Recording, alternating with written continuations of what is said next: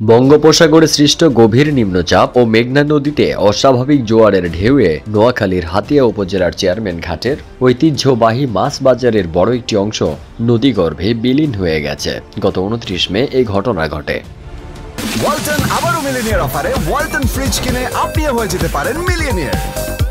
Millionaire ছড়াছড়ি দেশ জুড়ে, এটা শুধু ওয়ালটনই পারে।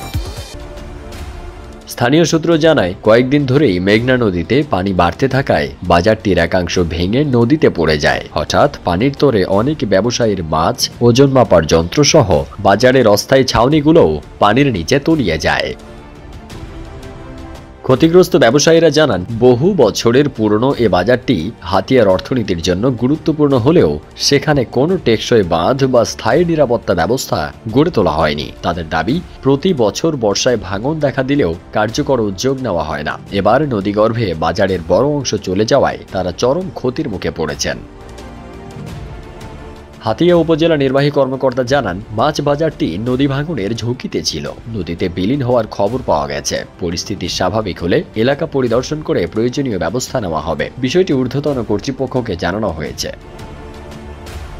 এদিকে নিম্নচাপের প্রভাবে দেশের বিভিন্ন অঞ্চলে ভারী বৃষ্টিপাত অব্যাহত রয়েছে। ফেনীতে গত 24 ঘন্টায় 159 মিলিমিটার বৃষ্টি রেকর্ড করা হয়েছে। আবহাওয়া অধিদপ্তর জানিয়েছে, এই বৃষ্টিপাত 31 মে পর্যন্ত অব্যাহত থাকতে পারে। ফারদিন সানি, দেশ রূপান্তর।